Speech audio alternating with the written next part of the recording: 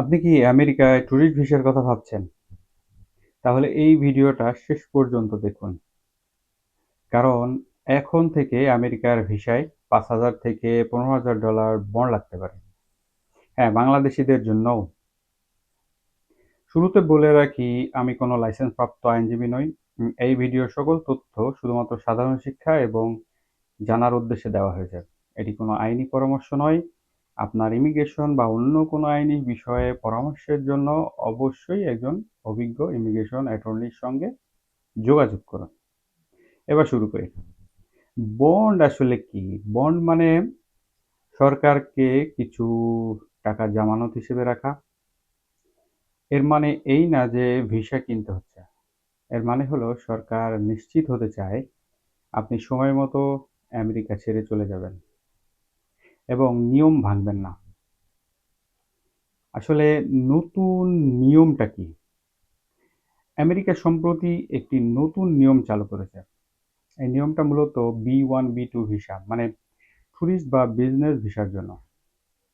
বাংলাদেশ এখন সেই দেশের তালিকায় আছে যাদের ক্ষেত্রে কনসুলার অফিসার চাইলে বন্ড দিতে বলতে পারেন।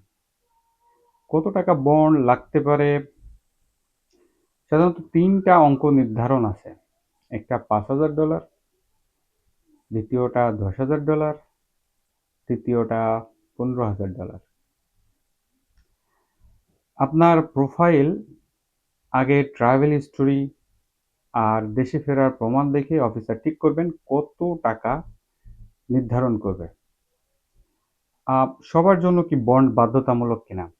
উম না, সবাইকে বন্ড দিতে হবে না। শুধুমাত্র তখনই লাগবে যখন অফিসার মনে করবেন আপনার ক্ষেত্রে ঝুঁকি আছে। এখন প্রশ্ন, টাকা দিলে কি ভিসা নিশ্চিত? একদমই না। বন্ড মানেই ভিসা গ্যারান্টি না। আর অফিসার না বললে আগে থেকে কোনো টাকা দেবেন না। এবার আসি, টাকা ফেরত পাওয়া যায় কি? হ্যাঁ, পুরোটা ফেরত পাওয়া যায় যদি আপনি সময় মতো আমেরিকা ছাড়েন, কোনো নিয়ম না ভাঙেন, তাহলে বন্ডের টাকা পুরোটাই ফেরত পাবেন। কিন্তু ওভারস্টে করলে এই টাকা ফেরত পাবেন না। এই নতুন নিয়মের উদ্দেশ্য একটাই, ওভারস্টে কমানো। ভয় পাওয়ার কিছু নেই, কিন্তু সচেতন থাকা জরুরি। ভিসার কাগজ, দেশে ফেরার প্রমাণ সবকিছু এখন আগের চেয়ে বেশি গুরুত্বপূর্ণ। ভিডিওটা দরকারি মনে হলে শেয়ার করুন। আর আপনার ভিসা ক্যাটাগরি অনুযায়ী ঝুঁকি আছে কিনা জানতে চাইলে কমেন্টে লিখুন।